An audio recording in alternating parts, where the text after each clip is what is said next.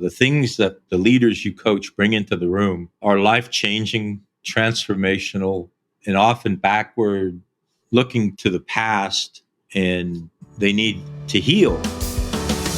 You're listening to the Building a Coaching Culture podcast. If you need to compete and win in the 21st century labor market as an employer of choice, this podcast is for you. Each week, we share leadership development, coaching, and culture development insights from leading experts who are developing world-class cultures in their own organizations. And now, here's your host, J.R. Flatter.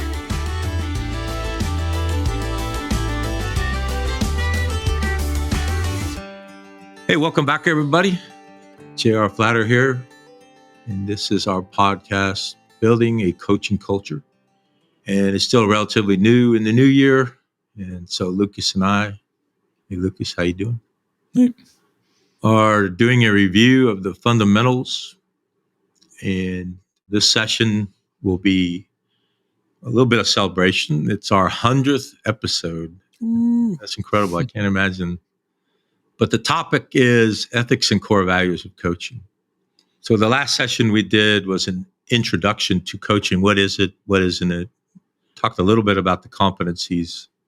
But now we're really going to jump into a formal introduction to the ethics and core values.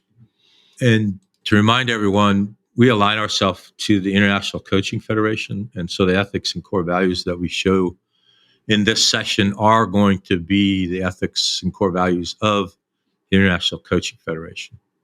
We believe in them, we teach them, we coach them. So it's only appropriate that we use them to teach, to educate. So as always, the second deck of every slide deck we use is about mindfulness. So before you started listening to the session or watching this session, you were doing something else, probably earning your living, relaxing, maybe spending time with your partner, your children, your grandchildren. We want to take a minute and stop doing all of that and get ready to learn, get ready to grow, and remind ourselves to be present in the moment. We're humans, our mind is going to wander. We just keep reminding ourselves, come back to the session.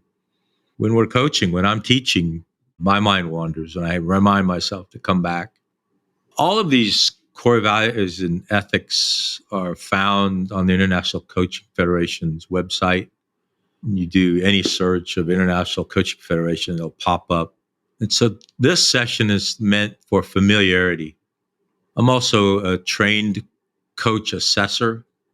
And when we learn how to assess student coaches, the level that we're asked for this in the core competencies, it talks about in core competency number 1, the ethics of training, and core competency 2, keeping a coaching mindset, both of which are relevant to these familiarities with these core values and ethics. So our goal here, our objective here in this session is that you're familiar with them. You don't have to memorize them. We would never ask you to memorize any of this content, but to just be familiar, that you know when you're in a coaching mindset, you know you're within the boundaries of coaching, and you haven't snuck over to mentoring or snuck over to therapy or any other skill set, that you're in a coaching place. The International Coaching Federation, by its name, is a global organization. And so we run across many different ethnicities, many different cultures, any way that you want to slice and dice the population of the earth. All the above are going to come into your world as a coach. And these core values are written to be meaningful across all of those demographics. So there are no set-asides. You'll know when you are and aren't. I, as a coach assessor, am doing my best to observe when you are within the ethics and core values and comment on and celebrate if you are within, and comment on and educate if you've wandered outside of the ethics and core values. When I assess you, it's a yes or a no. There is no scale. that I measure you by. It's either I did observe you being ethically within the bounds of the ethics, and I did observe you within the bounds of the core values. And as always, I put my professor hat on at least once a session and talk about the difference between ethics and morality. The M in morality belongs to me. So I own my morality. And I live my life the way I live it based on my morality. And as I raised my children and am participating in raising my grandchildren, we have morals as a family. Each individual comes to the family with their own set of morals. When you combine those into the family, it becomes the ethics of the family. When we talk about a particular organization, let's say you wanted to work at Flatter. Flatter has ethics and core values that apply to the organization. If you belong to a particular church or soccer league or swim club, they have ethics and core values, almost certainly. They might call them something a little different, and I certainly don't want to split that academic hair. But when we decide to work together, Lucas and I work together, we're also part of the same family. We share ethics at work. Here's the do's and don'ts at our workplace, and here's the do's and don'ts of our family. Even though we all have our own set of morals, the same applies to the ethics of the ICF. If you want to be an accredited coach through the ICF, you tell yourself and you tell the world, and then you demonstrate to the world that you're living within these ethics and core values.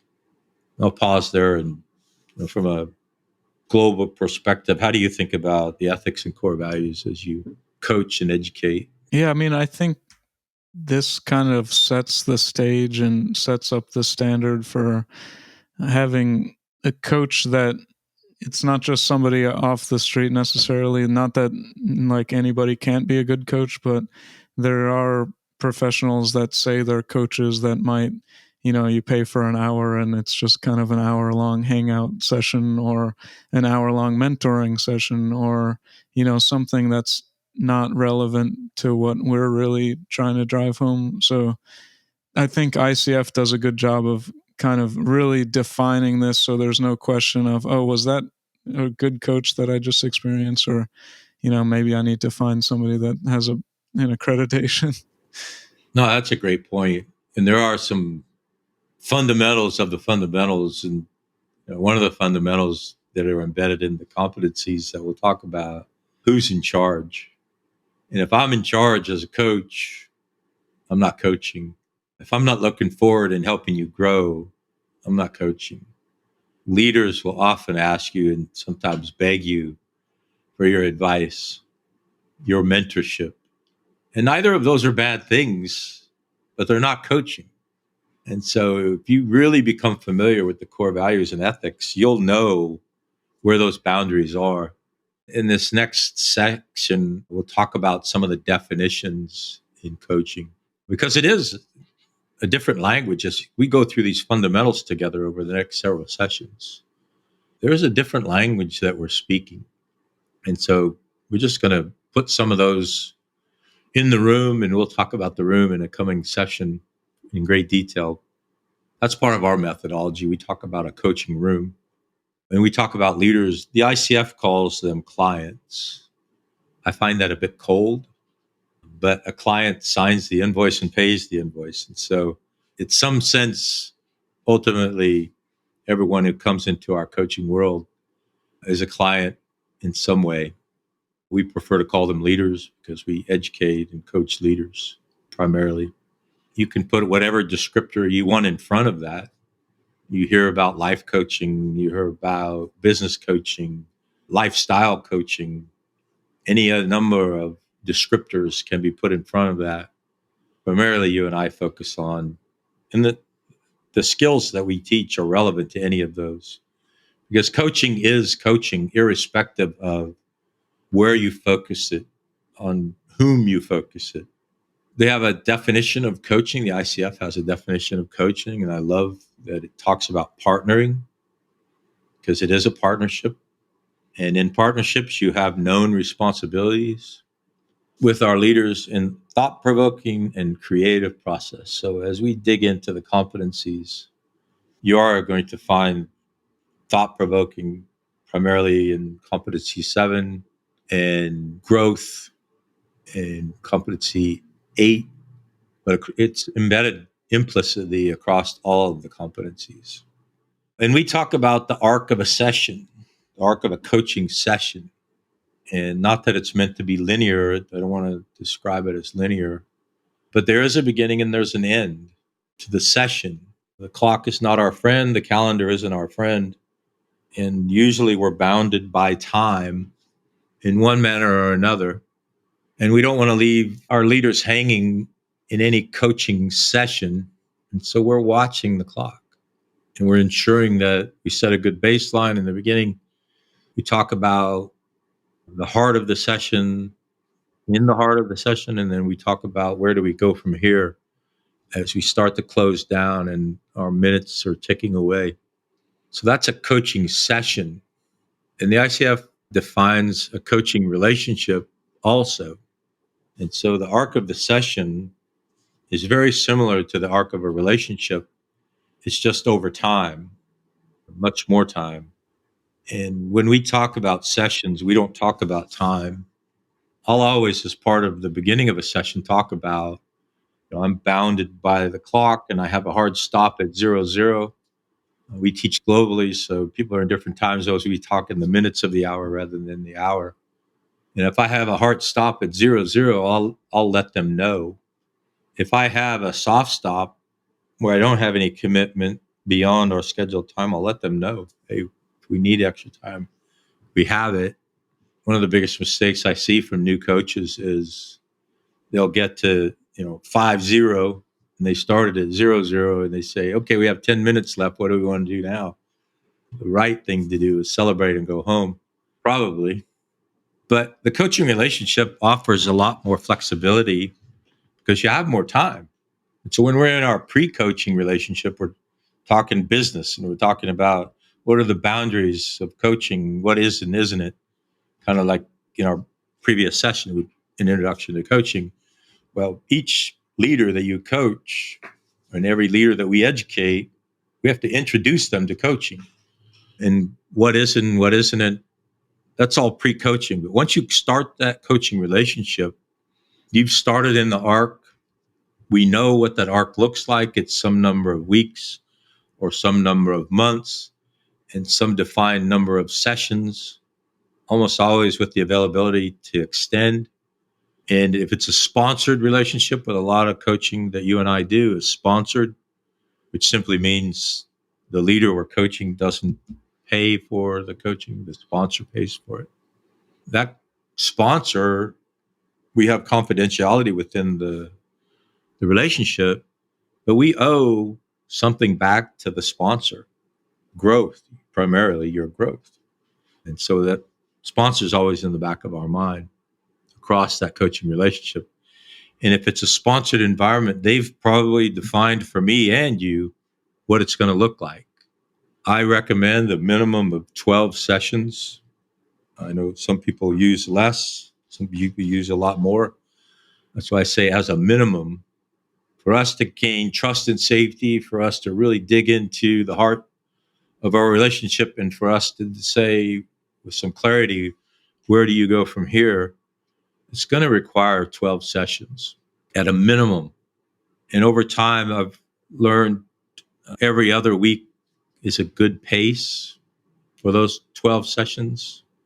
So if you want to do easy math, that's a half a year. That's 6 months, one session every other week. 24 weeks is a half a year. If we skip a couple sessions because of a holiday or some other reason, we still have a couple weeks to play with.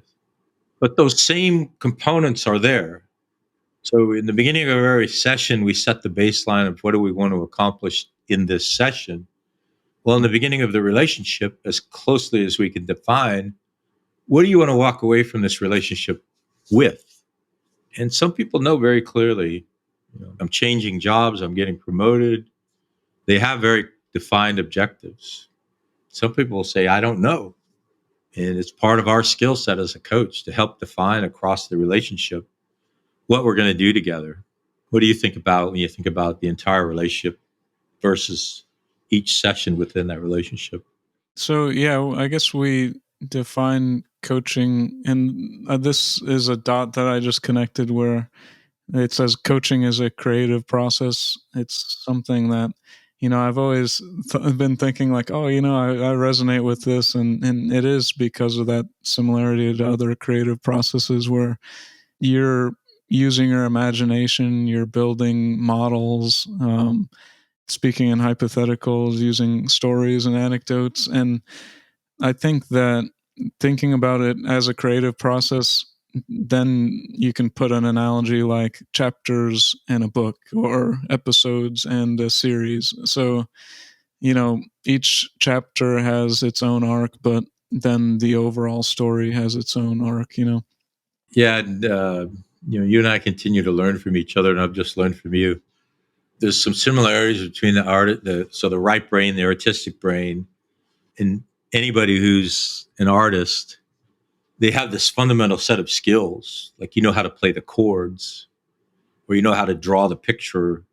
But if you draw the same portrait twice, or play the same song twice, it's never going to sound the same because your artistry is involved, and this right brain is interacting, but your left brain is interacting as well because it knows the chords, it knows the tempo. Next definition, confidentiality. And this is really, really important.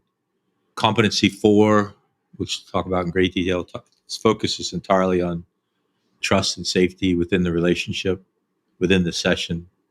And part of that trust and safety is confidentiality. It's something you talk about pre-coaching. It's something you talk about during coaching, but it's not absolute. I mentioned the sponsor once already.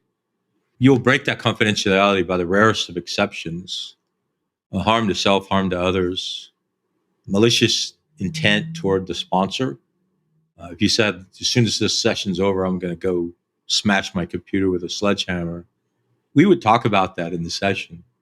And it might be one of those rare instances where I would break confidentiality. I would tell you first, hey, I think I can't continue this relationship with that. That's the rarest of exceptions. It's not something that I go around with a microscope looking for. I personally, knock on wood, have never had to break confidentiality because I was able to talk through it in the sessions using my skills as a coach. And I've had some pretty challenging conversations. The things that people, the leaders you coach, bring into the room are life-changing, transformational, and often backward looking to the past, and they need to heal, or they need spiritual guidance. Or I had someone bring into a coaching session, I've just decided since we last spoke to end my 17-year marriage, which is quite obviously not a coaching challenge. It's a lawyer challenge, perhaps a therapist challenge, perhaps marriage counselor challenge. But there's an opportunity to continue coaching as well. And that was my comment back to her. Obviously, I'm going to maintain that confidentiality of that very sensitive topic you just brought here. What other resources might be available to you? I'm obviously not a marriage counselor. I'm not a lawyer. I'm not a clergyman. Do you want to continue coaching today and into the future? It's central to coaching to talk about and demonstrate confidentiality. One of our organizations that we work with, we're coaching their entire executive leadership team. And the same person is coaching, the same coach is coaching a lot of different leaders. So across these 35 to 40 executives, we have 3 coaches. So you do the math. And also we're coaching the apex of the pyramid, the boss of the bosses. If there was ever a hint that we've snuck outside the bounds of confidentiality, that entire project will crumble before our very eyes. So something that we have to be very purposeful about and very serious about. Where does confidentiality come in for you? So to get the best results out of this, somebody has to be more forthright and forthcoming than they might be even with, coworkers or people, like even some friends. And so you're asking them to kind of take this armor off, take this filter off. And we say vulnerable all the time, but so you're asking them to become more vulnerable, take their armor off, and then if you go and use that against them or hurt them, then it's just antithetical against about what we're trying to do. Mm-hmm. Yeah, absolutely. Next, conflict of interest. Just about every one of our listeners or viewers lives in an ethical, moral life as they would measure morality. And they're going to know instinctively, you're going to know this conflict of interest here. At the end of the day, we're providing a service for a fee. Even if you're serving a nonprofit, what might be a conflict of interest that wasn't financially related? Could be a personal conflict of interest, coaching your ex-wife's boyfriend. Probably not a good idea. And I'm being, stretching it to try to make a point. Coaching to gain insight into some other area of your life that isn't related to the leader you're coaching.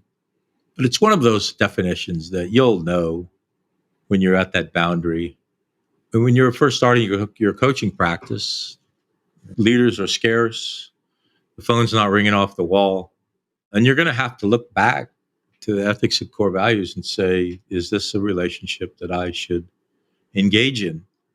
Again, it's something we don't look at a microscope, but it's something that we have to be mindful of. Any thoughts on conflicts of interest? Yeah, I mean, just to go back to the last one, it's about kind of taking advantage of that vulnerability, and you could say, oh, I have ulterior motives, I can benefit from this beyond just the fee that you're charging. Then I guess if you're getting benefit outside the fee, then it's kind of like you're stealing in a way, like it's just wrong. Yeah, and you're going to know. Your gut's going to tell you. Two more and then we'll move on. One of the core values or key definitions is equality. And anybody who looks at the 8 billion people in the world knows, as a coach or even as a coaching organization, we're not going to create world equality. That's not what the ICF is asking of us. What the ICF is asking of us is to coach everyone equally. And so in the pre-coaching conversation, and we strongly recommend you put a coaching agreement in place, a written coaching agreement in place with everyone you coach. If you agree that within the bounds of the ethics of your organization and with the bounds of your own morality, you could coach this person, then you've agreed that you can coach them equally to anyone else that you would agree to coach. And there are a lot of intersections of morality that you might not be able to reconcile. It should be a pretty short list. I have my own list. I won't share it. It's very private. But there are do's and don'ts in my world. I was at a doctor's appointment this morning and some gentleman was just being absurdly rude to the receptionist. That guy was probably on my very short list of people that don't treat people like that. Maybe you need to be at the top of the list. And so I would need to have a conversation with that person. So even world-class Olympic level rudeness isn't on the list. Certainly something we would talk about in our coaching. But if you went a step beyond that and became violent with that person, the whole situation would have changed and coaching would have been out the door and other skill sets would have become relevant. This is one of the reasons that it's so important to have a frank, bold, clear conversation pre-coaching. We don't judge as coaches, but we also know that we live within the boundaries of our own morality. And organizationally, we live within the boundaries of our ethics. If in that discovery conversation, or even along the coaching journey, you discover one of those boundaries, one of the irreconcilable boundaries, you better first and foremost have a long discussion with yourself, internal to your own mind.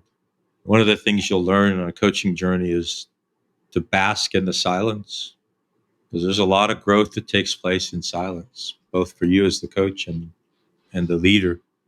But if you're thinking this is a person that I can no longer coach, you better think long and hard about that.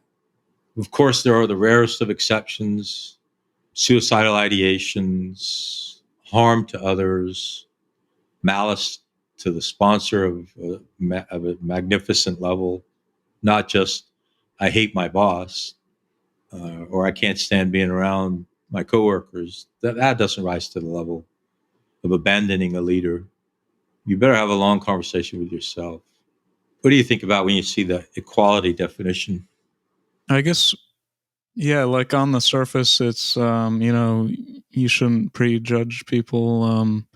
But then also, you kind of have to treat, even if somebody looks the same or they have a similar background, as their own individual. Like, no two people are going to be the same. And so you should have that attitude at the beginning, and then the superficial aspects, or lifestyle aspects, that should just be just not even a real consideration. I guess the only thing it brought to mind as well was, I forget, we had a guest a couple weeks ago and he mentioned the platinum rule being more applicable, the golden rule being treat others how you want to be treated, the platinum rule treat others how they want to be treated. So maybe this particular individual, they want to be treated in a certain way. And I think like that ethical boundary where maybe I'm just not going to be able to coach this person, can you treat them the way that they want to be treated? And I think generally the answer is yes. Yeah, and I would think in most instances, and I would say this about most isms, you could think of whatever ism you want to put in front of that, are projections. People projecting their own challenges on someone else as the cause of their situations.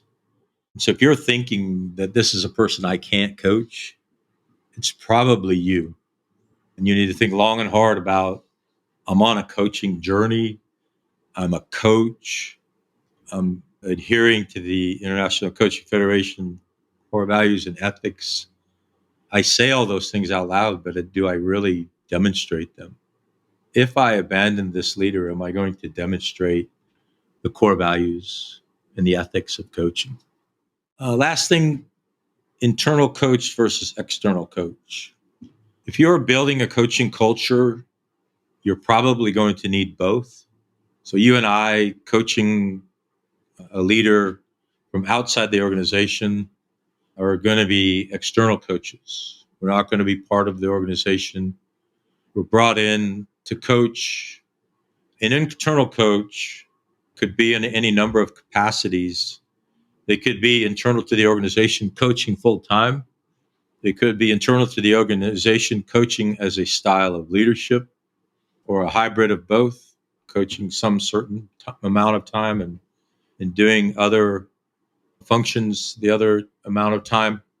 All of the core values and ethics apply to you whether you're internal or external. The confidentiality of the relationship is even more important because we all work together.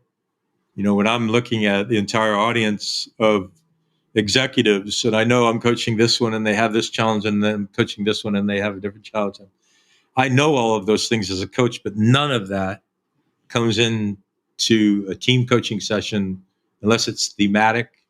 And never do I break my confidentiality. Like, oh yeah, you were having this same challenge, Pete. What do you think? No. So you just need to be very, very mindful when you're an internal coach that you're maintaining that confidentiality. So I think you have experiences both. Yeah. And I guess, yeah, that aspect of you're not necessarily taking things like from your life and putting them on the coach or the client leader. So if I know the same person that like I'm not going to it's not beneficial for me to bring my conception of that person into the room, like let you define that. And I think that might be a challenge. Yeah, we're going to talk about that a lot in the next session. And it is, you've mentioned it twice in the last couple of minutes. Every human being is an individual with their own preferences and experiences and educational background and different ethnicities and all the above. And the core competencies actually ask us, the who and the what. And the who is that individual human being. Am I coaching them? And to be mindful of that.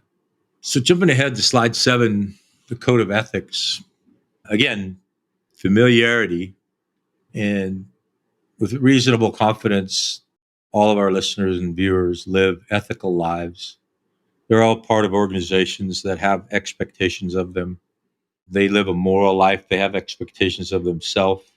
So none of this is new, but each organization defines them a little bit differently. So I'll go through these 4 core values relatively quickly because we're seeking familiarity. The first is professionalism. So immediately when we think of a professional, a vision pops into our mind.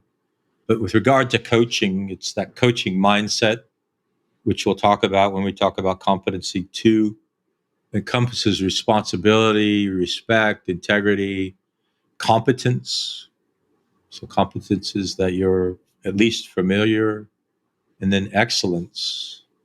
So professionalism is demonstrating all of these.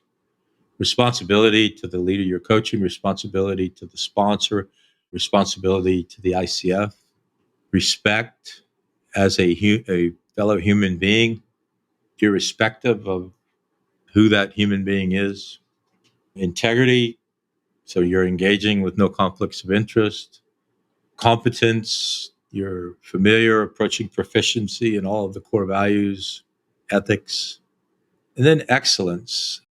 You and I have said for you 9 years, me 22 years, excellence is our baseline.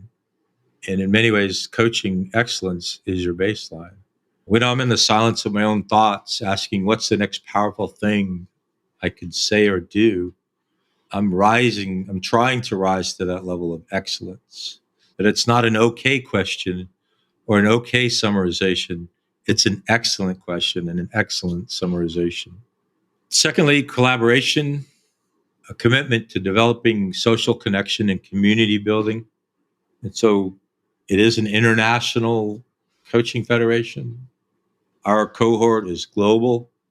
And as a coach or a coaching student, you'll have an opportunity and now an expectation to engage that global community, to engage in your community. If you talk about emotional intelligence, which is implicitly and explicitly part of coaching, it's all about building relationships with human beings. So that leader that I'm looking at across the metaphorical table in the metaphorical coaching room, I'm doing my best to build a human to human connection with them. And that's part of the collaboration. Humanity, a commitment to being humane, kind, compassionate, and respectful. The gentleman I was describing from this morning was certainly violating this. Probably not a coach, probably not a human being that you want to be part of their world. But if that leader walks into your room and you agree you can coach them, you still have the expectation to be humane and kind and compassionate and respectful and grow them towards these ethics and core values. And finally, equity. And this goes back to the conversation of equality we had. A commitment to use coaching to explore and understand the needs of others so that you can practice. I think this is very important because in academia, practice means not taking a golf swing, but it means demonstrating the core values of your profession. So as we're practicing the core values of coaching, that we can create equality for all. And again, across the 8 billion of us in the world, None of us are going to sit here and say we're going to make all 8 billion of us equal. That's not what this is asking for. But it's asking us to use our knowledge, skills, abilities, and experiences to everyone who comes into our coaching world, create equality for them. What do you think about when you see this slide? I mean, I think it's helpful to look at this big picture, like what does coaching contribute to the world and society at large? And this is what ICF is trying to they're trying to change the world by promoting these values. I think with equity, what comes to mind is like, it's not as simple as just treat, like, and this goes back to what we said about the platinum rule, but it's not just, I treat everybody exactly the same. But for example, you could say, oh, why did you have a 9-month, 10-month gap in your resume to every single person? But maybe a woman might say, well, I was pregnant, or, so, or I was giving like that maternity leave. And so there's certain things that if I use the same treatment, it seems inequitable to certain people. So I guess by talking to all these people and getting all these different perspectives, by coaching people, our goal should be to kind of notice those things more and try to be more equitable. Yeah, and I think, going back to some of the definitions we were talking about, you're going to know in your heart of hearts whether, in fact, you're demonstrating these core values. The United States Supreme Court was asked to define pornography many years ago, maybe 50 years ago. And they said, we really can't define it, but we know it when we see it. And leadership in many ways is similar to that. Coaching in many ways is similar to that. These core values fall into that. I'm not 100% sure how to define each of these, but I'll know when I see it. So ethical standards, really quickly, they all begin with responsibility. You have a responsibility to the clients you're coaching. You have a responsibility to the practice and performance of coaching. Again, in a business sense, in a relationship sense, not literally practicing guitar or practicing drawing, but to the practice of coaching. A responsibility to professionalism and a responsibility to society.